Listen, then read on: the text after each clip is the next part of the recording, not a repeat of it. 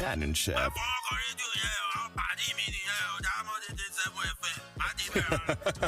On Diamond 88.7 FM, radio is real. At Diamond FM, we've got you. You can only get timely, credible, and reliable news on your shining supreme station. Diamond 88.7 FM, Iroyin.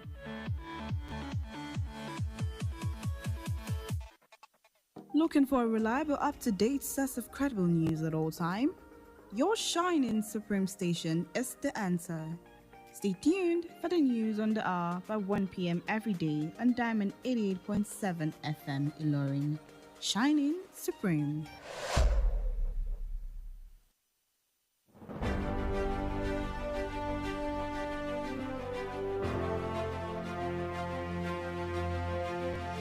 From the news desk of Diamond 88.7 FM Iroyin, this is News on the Hour.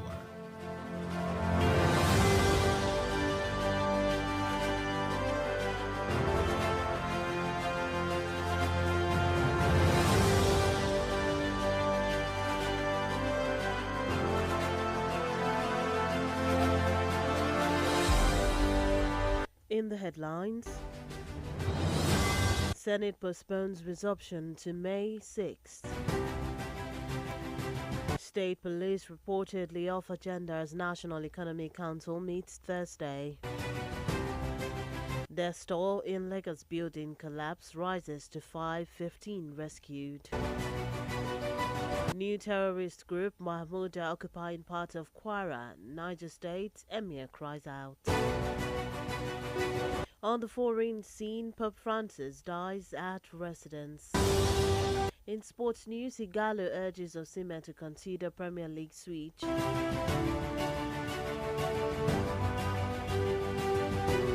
A very good afternoon to you and thank you for staying with us on Diamond 88.7 FM Iroyin. This is the news on the hour. I am Bisola Oduwole Suleiman. We'll bring you details of the news after this break. Please stay with us.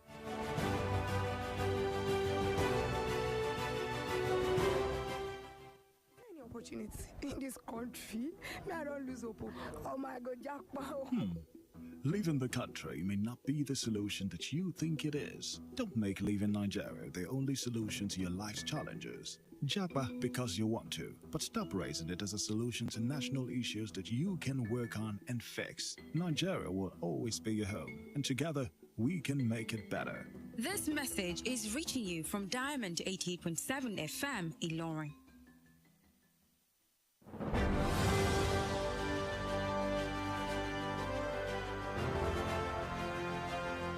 Welcome back from that short break. Please note that you can listen to us via our website www.diamondfm.net or watch us live on Facebook at Diamond 87 FM and YouTube Diamond FM Iroyin.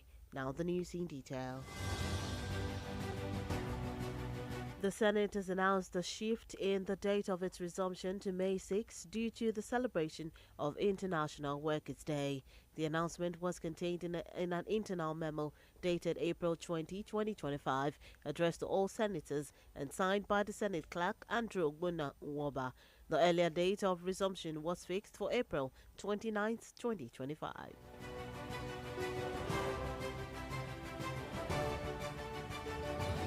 Deliberations for the creation of state police are off the agenda as the National Economic Council will reportedly meet on Thursday, April 24th. Vice President Kashim Shettima is reportedly expected to chair Thursday's meeting, the second in 2025, at the Council Chamber of Aso Rock Presidential Villa, Abuja. Despite effort from stakeholders to agitate to include the state police in the agenda, the Vice President, as at Sunday night, hasn't included it in the agenda.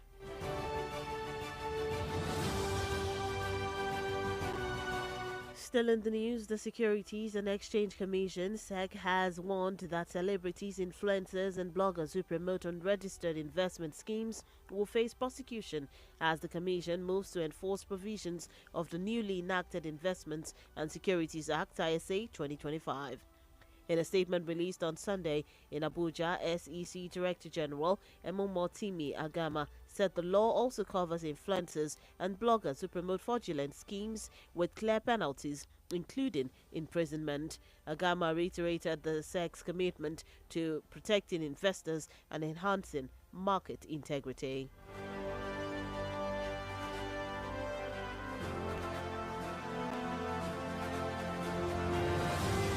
Meanwhile, the National Youth Service Corps NYSC has released Stream 1 postings for the 2025 Batch A prospective Corps members. According to a series of posts on its X handle on Monday, the NYSC said the signing and printing of the addendum is crucial for registration and to avoid potential service disruptions, as some camps may require it for verification.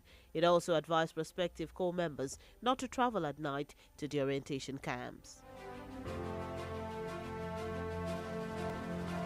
And in Lagos State, the Lagos State Emergency Management Agency, LASEMA, on Sunday confirmed the death toll from the building collapse in the Ojoduberger area has risen to 5. Recall that a 3-story building located at 9 and 10 Oremeta Street collapsed on Saturday, trapping restaurant employees and customers beneath the debris. The Lagos State Emergency Management Agency had initially reported 1 death and 9 injured. However, in a fresh update on Sunday, the Lagos Territorial Office of the National Emergency Management Agency, NEMA, stated through Mr. Ibrahim Fariloye that 5 persons have now been confirmed dead, while 15 others were rescued alive.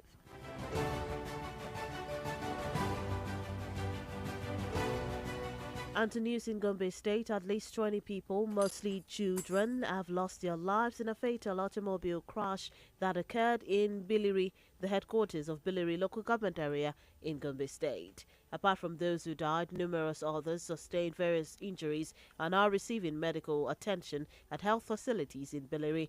It was reported that the crash occurred at about 8 a.m. on Easter Monday. When contacted, the state commands of the Nigeria Police and the Federal Road Safety Corps FRSC declined to provide additional details but confirmed that the crash had occurred. And lastly, in Kwara State, as the celebration continues, Christians have been urged to uphold the teaching and lesson of the death and resurrection of Jesus Christ. This was made known by Pastor Gbadebo Akejo of Alafia Oluwa Baptist Church, Osere Ilorin, while featuring on Diamond FM's daily flagship program, Ebawadasi.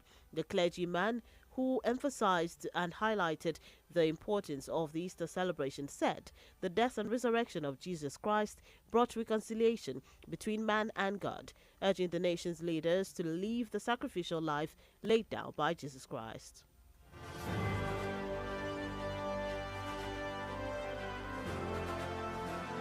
Still in Kwara State, Emir of Yashikira, Umoru Seriki Baratin local government area of Kwara State, is distressed that concerned authorities have abandoned communities under attacks by terror group named Mahmuda, allegedly occupying some parts of Kwara North Senatorial District and Niger State. Reacting to the development on Sunday, Seriki lamented the situation, expressing frustration with the police over claims denying the presence of the terrorist in the community. The attacks, according to the traditional ruler, are not only in Barati and Kayama local government areas of Kwara State, but also Borgu Kingdom in Niger State. And that's it on the local scene. The news on the hours reaching you from Diamond 88.7 FM Ilorin. We take a short break. When we return, we'll bring you foreign and sports stories. In the foreign news, Pope Francis dies at residence. Please stay with us.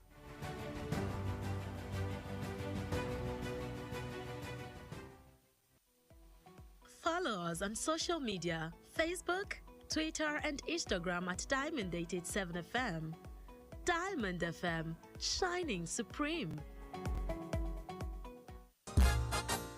Orúkọ mi ni Yèyélúà Tóyìn Adégbọlá. Mo sì ti lé ní 50 ọdún láyé láàyè àtàyè ìdẹ̀ra. Ìgbòkègbodò mi pọ̀ gan nínú iṣẹ́ tí mo yàn láàyò gẹ́gẹ́ bí òṣèré orí ìtàgé. Kì í sì rẹ̀ mí, bẹ́ẹ̀ ni kì í sú mi. Àwọ̀ mi sì ń jí pépépé síbi ìtọ́mọ tuntun lójoojúmọ́. Ẹ fẹ́ mọ̀dí abájọ. Monomin Plus atẹ́jẹ̀ṣe oògùn tó ń fi epo ẹja cod liver oil ṣẹjọ́ ẹ̀ food supplement ni. Èròjà ẹ peléke, ó ń tara ṣe, ó ń máradán, ó ń jẹ́ kọ́mọdé dàgbà dáadáa, ó sì ń jẹ́ kí àgbàlagbà máa ta kébékébé. Monomin Plus. Monomin Plus fún èròjà tó ń tún inú ara ṣe lẹ́yìn ìwádìí ìmọ̀ ìjìnlẹ̀ a tún fi èròjà cod liver oil epo ẹja sí ló fi wá di oògùn méjì tá a papọ̀ sínú ẹyọ kan ṣoṣo la fi ń pè é ní Monomin Plus iléeṣẹ́ tuyi pharmaceutical industries limited àwọn tó lórúkọ tó ṣe é gbẹ́kẹ̀lé níbi kápò oògùn òyìnbó ló ṣe é Monomin Plus. Monomin Plus. No be Bajaj Boxer you go buy. How bag of rice come join? When you buy your Bajaj Boxer, you go get 10 kg bag of rice. This I won't go buy my own Bajaj Boxer. Visit the dealer when near you. Offer dey available while stock last.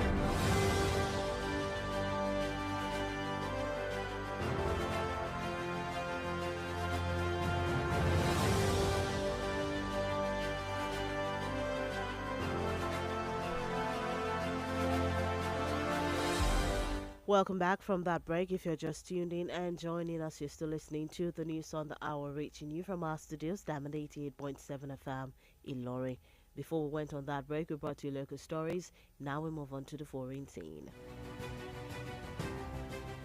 On the foreign scene, Catholic Pontiff Pope Francis has died at the age of 88, the Vatican has announced. Pope Francis has been battling with illness in recent weeks before his discharge from the hospital. In a post on the social media platform X, the Vatican said the Pontiff died in his residence.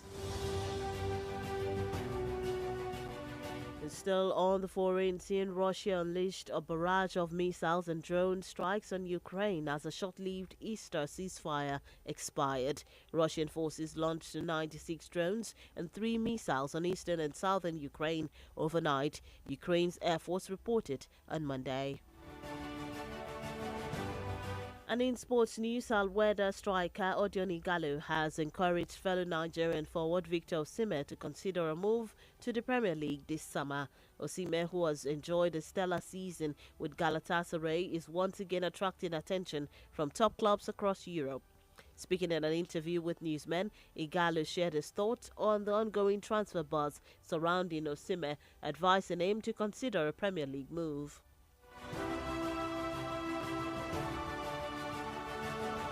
Still in sports news, Liverpool are reportedly weighing up a move for Nigerian international Olayinka.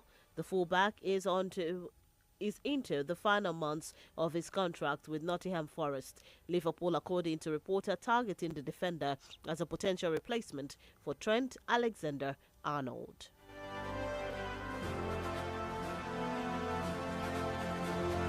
And that's it in the world of sport. With that, we've come to the end of the news on the hour for today. But before we go, here is a recap of the major highlights.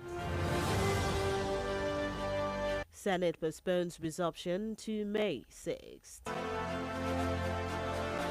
State police reportedly off agenda as National Economic Council meets Thursday. Death toll in Lagos building collapse rises to 515 rescued.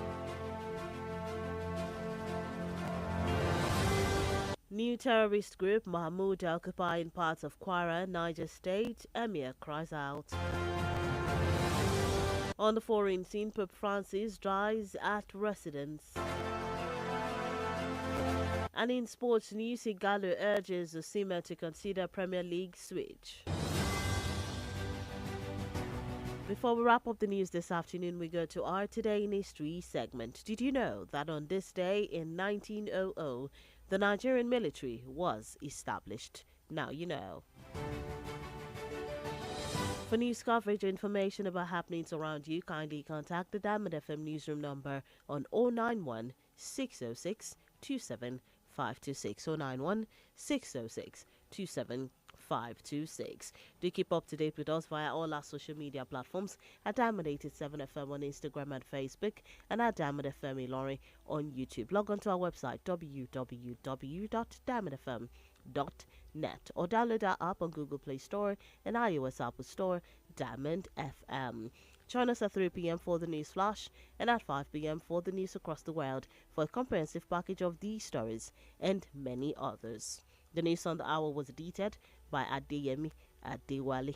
I am Bisola Oduwole Suleiman. Thank you for listening to your shining supreme station, Diamond 88.7 FM in Ilorin. Do stay tuned for the Yoruba version of the news coming up shortly. Happy Easter celebrations.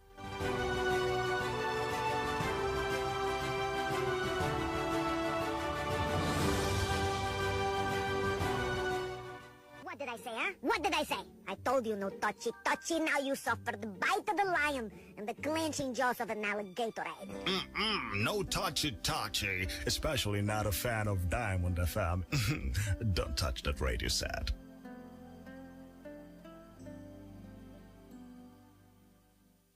Tune in to Brilliance, Diamond 88.7 FM.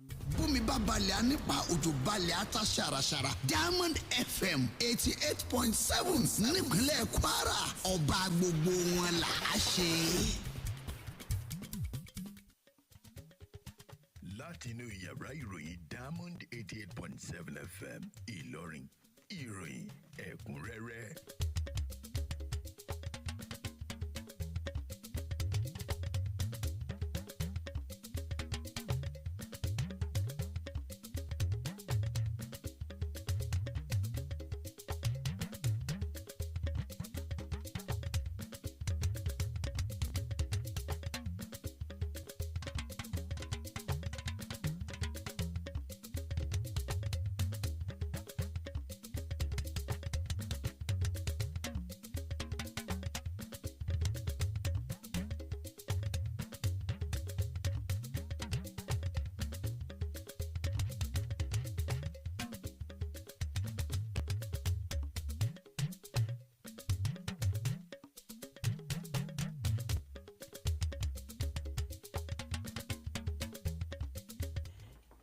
Ẹ káàsán, èyí ni àwọn kókó inú ìròyìn fún tọ̀sán tòní.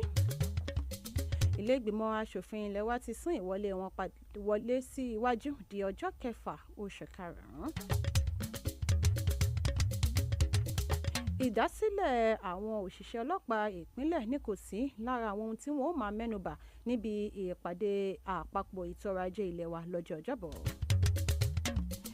Òǹkà àwọn tí wọ́n jáde láyé níbi ìṣẹ̀lẹ̀ ilé tó dàwó ní ìpínlẹ̀ Èkó ti di 5 níye.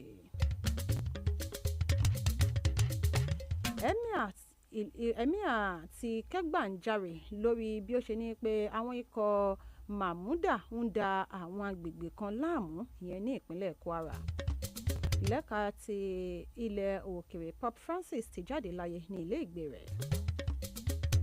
Lẹ́ka ti ààrẹ ìdárayá Igalo ó ti rọ Osimhen láti fojú sun ìdarapọ̀ mọ́ ikọ̀ Premier League.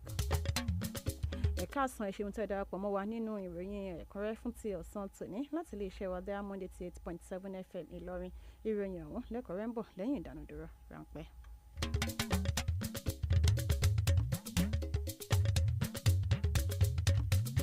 You need to sue me, man, ọlọ́run kíkọ̀ rẹ ní opportunity báyìí.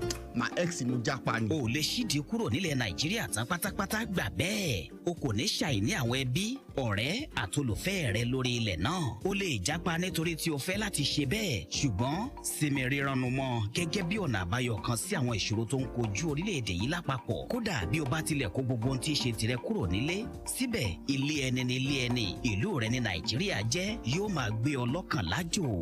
Ìmọ̀ràn yìí ló ń dé sétí ìgbọ́yìn láti ìkànnì Diamond 88.7 Ìlọrin. Ẹ wá sẹ́ ẹ́ amọ̀kú ti wùwà ìbàjẹ́ amọ̀kú ti jí owó ìlú ṣùgbọ́n ọmọ olúwa náà ni kódà ẹ̀sìn kan náà látújọ ń ṣe. Ẹ wo jẹ́ ká bò láṣìírí jẹ́ ká gbójú ń bẹ̀ àṣírí ẹ̀ kò gbọ́dọ̀ tú lójú ewé.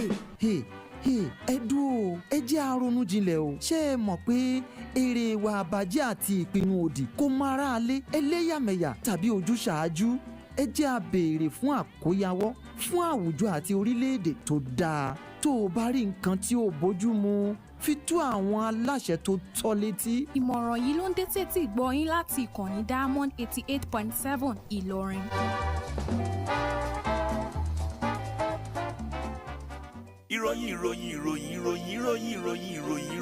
ìròyìn ẹ̀kúnrẹ́rẹ́ láti ilé iṣẹ́ Diamond FM.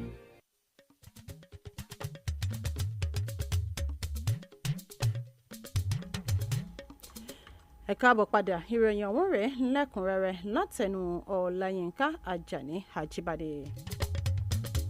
Ilé ìgbìmọ̀ aṣòfin ilé wa ti kéde sísún àsìkò ìwọlé wọn padà sí ọjọ́ 6 oṣù karùn-ún látàrí ayẹyẹ àyájọ́ àwọn òṣìṣẹ́ lágbàáyé.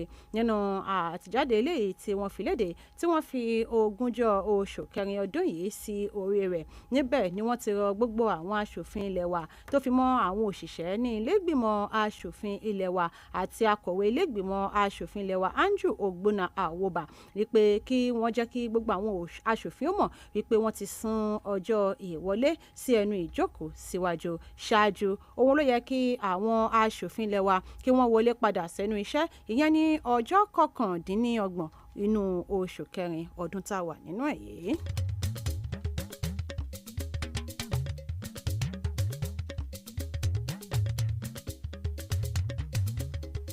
Ìjíròrò lórí ìdásílẹ̀ àwọn ọlọ́pàá ìpínlẹ̀ ní kò sí nínú àwọn ohun tí wọ́n máa mẹ́nubà níbi ìpàdé ètò ọrọ̀ ajé eléyìí tí yóò wáyé ní ọjọ́ 24 oṣù kẹrin ọdún yìí tí ń ṣe ọjọ́ Ọjọ́bọ̀. Ìgbákejì ààrẹ ilé wa Kashim Shettima òun ni ìrètí wà wípé yóò máa ṣíwájú ìpàdé ìgbìmọ̀ elétò ọrọ̀ ajé orílẹ̀-èdè wa nígbà tí ó ń tẹ̀ síwájú wípé ìpàdé ọ̀hún ni yóò máa wáyé ìyẹn ní ilé ìjọba ní orílẹ̀-èdè Nàìjíríà eléyìí tá a mọ̀ sí Aso Rock nílùú Àbújá tòun ti àwọn ìgbìyànjú látọwọ́ àwọn abẹnugan láti rí wípé wọ́n fi ìjíròrò lórí ìdásílẹ̀ àwọn ọlọ́pàá ìpínlẹ̀ sínú àwọn ohun tí wọ́n máa mẹ́nubà ìyẹn níbi ìpàdé ọ̀hún tá a mọ̀ sí agenda. Àmọ́ títí di àṣálẹ́ àná tí ń ṣe àná ọjọ́ àìkú ni wọn kò tí ì fi ìjíròrò lórí ìdásílẹ̀ àwọn ọlọ́pàá ìpínlẹ̀ sínú ohun tí wọ́n máa mẹ́nubà níbi ìpàdé tá à ń ròyìn rẹ̀ yìí.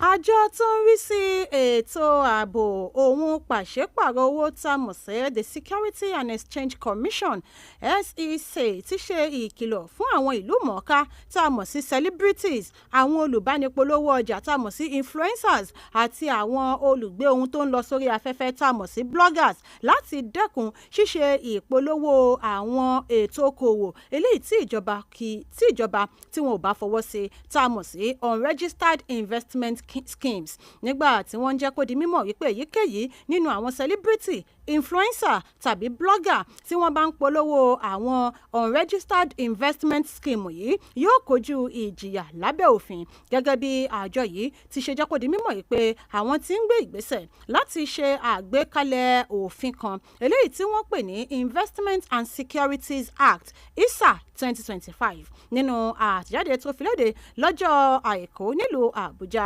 Níbẹ̀ ni adarí àgbà àjọ SEC yìí ìyẹn Ẹ̀mọ́mọ́tìmí Àgàmà ti jẹ́ kó di mímọ̀ wípé òfin ti de àwọn influencers àti àwọn bloggers àti àwọn celebrity láti máa polówó àwọn ìpín ìdókòwò tàbí àwọn ojú òpó sógúndogójì nítorí wípé ìjìyà àbí lílọ sí ọgbà ẹ̀wọ̀n ó ń bẹ fún irúfẹ́ ẹni tí ọwọ́ bá gbámú.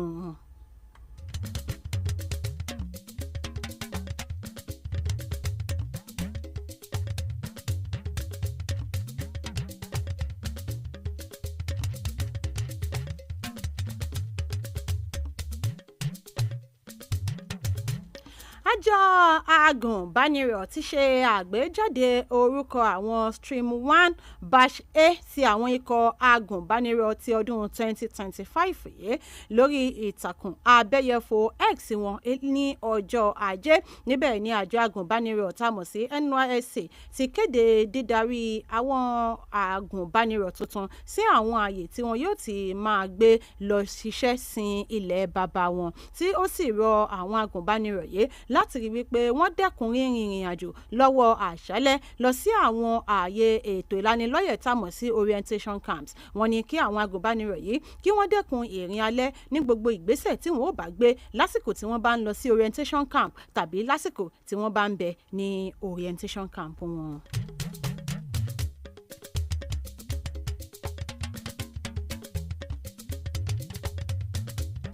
àjọ tó ń rí sí ìṣẹ̀lẹ̀ pàjáwìrì ní ìpínlẹ̀ Èkó tá a mọ̀ sí làsẹ́mà lọ́jọ́ Àìkú ti kéde ìgbòòrò òǹkà àwọn tí wọ́n jáde láyé níbi ilé kan tó dà wó ní agbègbè Òjòdú Bágà ìyẹn ní ìpínlẹ̀ Èkó. Wọ́n ní àwọn tó jáde láyé níbi ìṣẹ̀lẹ̀ ọ̀hún ti di 5 níye báyìí.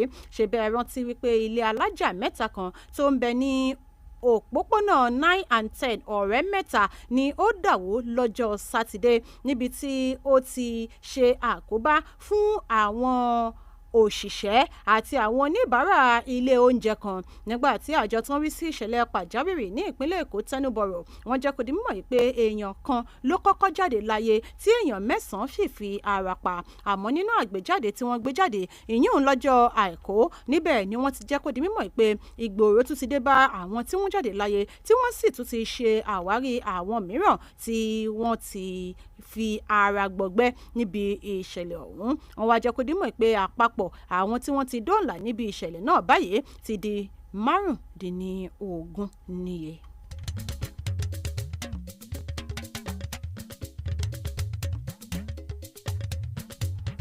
Kò dín ní àwọn ènìyàn 20 tó fi mọ́ àwọn ọmọdé ni wọ́n pàdánù ẹ̀mí wọn níbi ìṣẹ̀lẹ̀ ìjàmbá ọkọ̀ kan tó ṣẹlẹ̀ ní agbègbè Bílírí ìyẹn ní olú iléeṣẹ́ ìjọba ìbílẹ̀ Bílírí ní ìpínlẹ̀ Gombe. Yàtọ̀ sí àwọn tí wọ́n jáde láyé yìí, ọ̀gọ̀rọ̀ àwọn ènìyàn ni wọ́n tún fi ara gbọgbẹ́ tí wọ́n sì ti ń gba ìtọ́jú lọ́wọ́ ní ilé ìwòsàn kan tó ń bẹ ní agbègbè Bílírí ọ̀hún. Ìṣẹ̀lẹ̀ ìjàmbá ọkọ̀ yìí ló ṣẹlẹ̀ ní ọwọ́ agogo 6 òwúrọ̀ kùtù ọjọ́ Easter Monday. Nígbà tí wọ́n kàn sí ẹni tí ó jẹ́ adarí àjọ ọlọ́pàá àti ẹni tí ó jẹ́ adarí àjọ elétò ààbò ojú pópó ní ìpínlẹ̀ náà ni wọ́n kùnà láti sọ ohunkóhun lórí ìṣẹ̀lẹ̀ ìjàmbá ọkọ̀ ọ̀hún.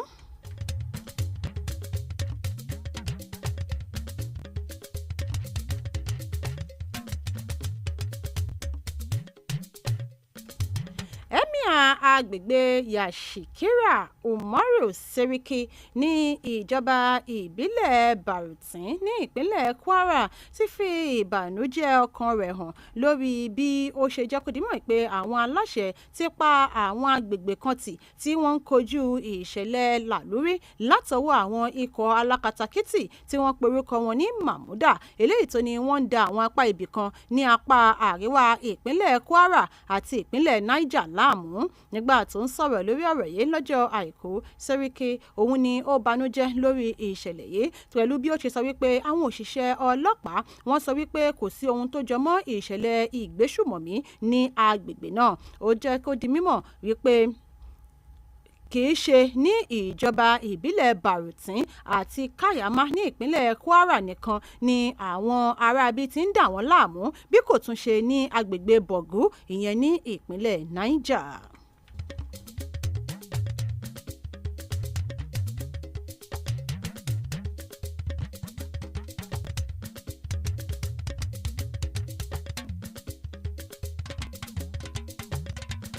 Gẹ́gẹ́ bí a ṣe ń ṣe àyájọ́ àjíǹde ti Jésù Kristi, wọ́n ti rọ àwọn ẹlẹ́sìn ìgbàgbọ́ láti lo àsìkò ọdún yìí láti lè fi ṣe àmúṣẹ gbogbo àwọn ìlérí eléyìí tí ó yẹ kí wọ́n ó ṣe láti fi mú ìṣọ̀kan àti ìdàgbàsókè bá agbègbè àti orílẹ̀-èdè Nàìjíríà. Nígbà tó ń sọ̀rọ̀ ìyẹn lórí ètò lónìí, alàgbà Gbádébọ̀ Akẹ́jù ti Àlàáfíà Olúwa Baptist Church ní Òṣèré lásìkò tó ń fọ̀hún ọ̀rọ̀ ìyẹn lórí ètò ẹ bá wa dá sí ní ìkànnì Diamond 88.7 FM Ìlọrin. Alàgbà ìjọ yìí ó jẹ́ kó di mímọ̀ pàtàkì àyájọ́ ọdún àjíǹde eléyìí tó ní wípé Jésù Kristi ikú oró tàbá kú ìpè ó ti gbà kú tí ó sì tún yè. Ó wá rọ àwọn olórí orílẹ̀-èdè Nàìjíríà láti máa gbé ìgbé ayé àpẹẹrẹ rere eléyìí tí Jésù Kristi olùgbàlà tí ó fi lélẹ̀.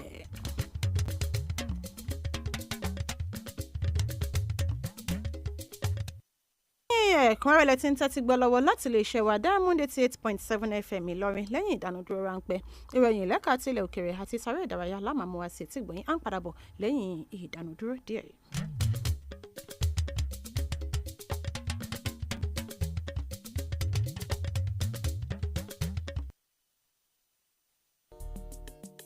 Nígbà tó bá ń sùn lọ́wọ́ ara ríro ó kàn jàǹgbọ̀n lọ́wọ́ Sempane ó kàn jàǹgbọ̀n jẹ́jẹ́jẹ́ níṣẹ́ rẹ̀ kò mú nira lọ́wọ́ rárá ẹ̀fọ́rí ìrora wa bìgbà ó Sempane ọkọ̀ yín ti dé. pírí lolongo jí ẹ̀kìrì jígbọ́nra tàná dànù Sempane night lẹ́yìn iṣẹ́ òòjọ́ tó wá kẹ́fìn ìrora tó lè fa ìrorun sùn bó ṣe ń fẹ́ tó o bá wojú aago tó rí pé ó ku ìṣẹ́jú mẹ́ẹ̀ẹ́dógún tó o fẹ́ sùn gbé Sempane night hóró méjì lura wẹ́rẹ́wẹ́rẹ́ ni Sempane yóò máa ṣiṣẹ́ lágọ̀ọ́ ara rẹ nígbà tó o bá ń sùn lọ́wọ́ tí ìlera pípé yóò sì jẹ́ tiẹ̀ tó o bá ti jí láì látàtì Sempane night jẹ́jẹ́ kulẹ̀ níṣẹ́ rẹ̀ lágọ̀ọ́ ara rẹ̀ lójú oorun kébé ni fún ẹ láàárọ̀ ọjọ́ kejì lẹ́nu iṣẹ́ rẹ̀ iléeṣẹ́ tuyi pharmaceutical industries limited àwọn tó lórúkọ tó ṣe é gbẹ́kẹ̀lé níbi ká pò oògùn òyìnbó ló ṣe é bára rẹ̀ ò bá ṣe wéré lẹ́yìn ọjọ́ kẹta kàn sí dókítà rẹ̀ Sempane night. ẹ̀fọ́rí ìrora wa bìgbà ó Sempane ọkọ̀ yín ti dé. ìròyìn ẹ̀kúnrẹ́rẹ́ láti ilé iṣẹ́ Diamond FM. ẹ káàbọ̀ padà ìròyìn ẹ̀kúnrẹ́rẹ́ ń tẹ̀síwájú láti iléeṣẹ́ wa Diamond 88.7 FM Ìlọrin ìròyìn láti ilẹ̀ òkèèrè. Pope Francis ti ìjọ kátólíìkì ti jáde láyé lẹ́ni ọdún méjìdínláàádọ́rùn-ún 88 years but Pope Francis òun ni wọ́n ní ó ti ń kojú àìlera kan láti nǹkan bíi ọ̀sẹ̀ díẹ̀ sẹ́yìn kó tó di wípé wọ́n dá a sílẹ̀ nílé ìwòsàn láti máa lọ sí ilé lórí ìtàkùn ayélujára ti abẹ́yẹfò tá a mọ̀ sí X eléyìí tí wọ́n fi léde níbẹ̀ ni ìjọ kátólíìkì ti jẹ́ kó di mímọ̀ pé Pope Francis jáde láyé ìyẹn ní ilé ìgbé rẹ̀.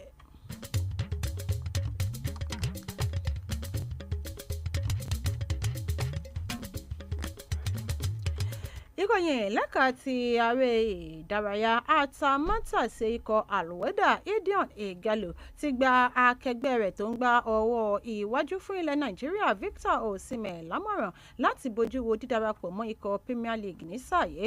Osimhen òun ni ẹni tí ó ṣe wípé ó ń ṣiṣẹ́ pẹ̀lú ó ń gbá lọ́wọ́ fún ikọ̀ Galatasaray tí ó sì ń fojú wo àti darapọ̀ mọ́ àwọn ikọ̀ mìíràn gẹ́gẹ́ bí ìròyìn ṣe ti fi léde lásìkò ìfọ̀rọ̀wérọ̀ eléyìí tí ó ń ṣe pẹ̀lú àwọn akọ̀ròyìn.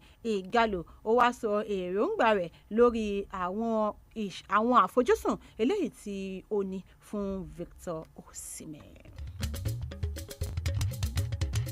ṣáájú kí a tó máa dánu dúró nínú ìròyìn ẹ̀kúnrẹ́rẹ́ fún ti ọ̀sán tòní ẹ tún tẹ́tí gbọ́ àwọn kókó tó wà nínú ìròyìn náà lẹ́ẹ̀kan sí i.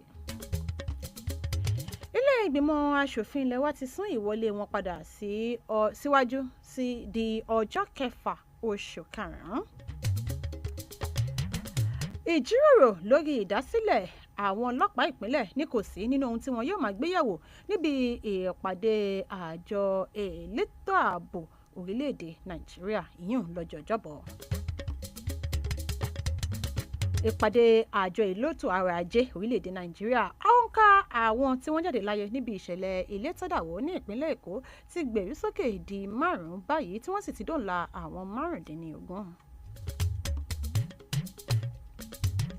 ikọ̀ agbésùmọ̀mí tuntun tí wọ́n porúkọ wọn ní Mahmuda ni wọ́n ti ń da àwọn agbègbè kan ní ìpínlẹ̀ Kwara àti ìpínlẹ̀ Niger láàmú gẹ́gẹ́ bí emir agbègbè ọ̀hún ti ṣe pariwo tọ̀tọ̀tàn síta. lẹ́ka tí ilé òkèèrè àfitóyin létí wípé Pope Francis ti jáde láyé ìyẹn ní ilé ìgbé rẹ̀. lẹ́ka ààrẹ ìdárayá Igalo ti rọ Osimhen láti bójú wo darapọ̀ mọ́ ikọ̀ Premier League tuntun.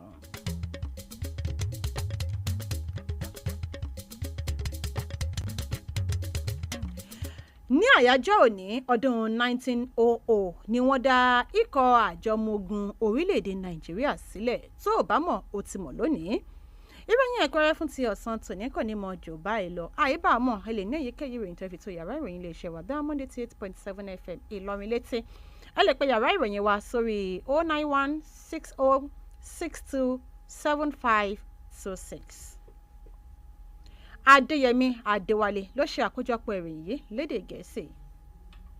Ọláyínká Ajani Ajíbádé ló tù lókà lédè Yorùbá. ẹ ṣeun bí ẹ ṣe ń tẹ́tí gbọ́ wa ní ìkànnì wa ìkànnì tó ta wọ́n yọ jùlọ ìkànnì Diamond 88.7 FM Ìlọrin your shining supreme ó dìgbà.